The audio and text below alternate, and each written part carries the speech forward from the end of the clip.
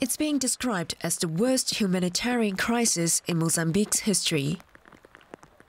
Heavy flooding and prolonged bouts of rain are compounding the destruction wreaked by Cyclone Idai last week.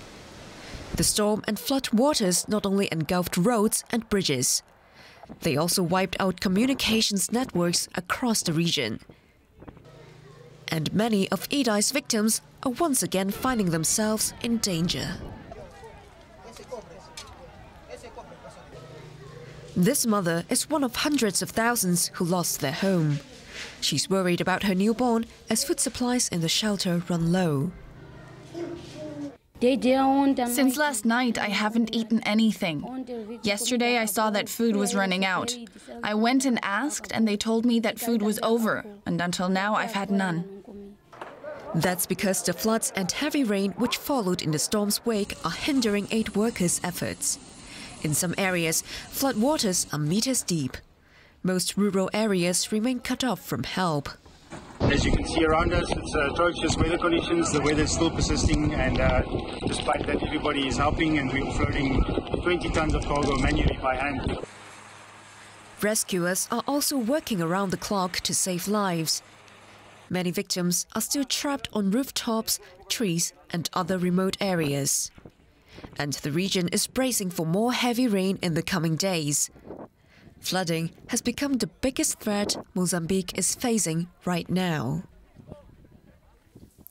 Let's bring in Jamie Lesueur. He's the emergency response manager for the Red Cross in Beira, which has been especially hard hit. Good morning to you, Jamie. The UN is calling this the worst storm disaster to hit Africa in decades.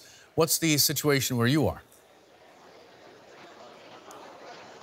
Well, it's still raining. We can do that, and it's going to rain for a couple days more. So we're on the second disaster in a few days, and it's actually going to get worse potentially. We know that Cyclone Idai hit us directly in Beira, and that it continued on towards Zimbabwe. Amount of water. So the flood disaster is another disaster on top of the cyclone damage. So we're keeping visibility on both, and our focus for the operation right now is immediate life-saving activities. Search and rescue, making sure people get food, blankets, shelter, water, everything they need to stay alive, because this is where our focus is at the moment.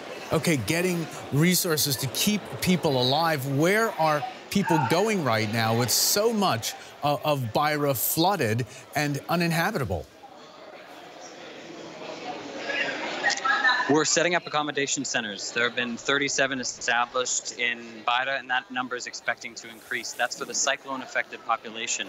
For those who are flood-affected, we're also moving them to accommodation centers to keep them set up.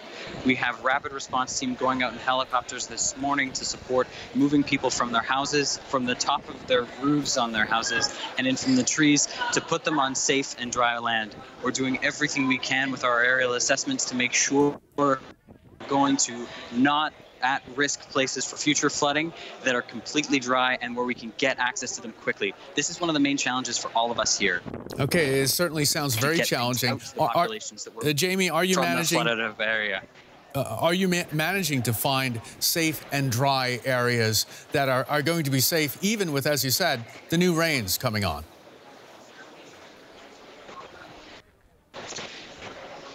Yes, for us, this is a non-negotiable point.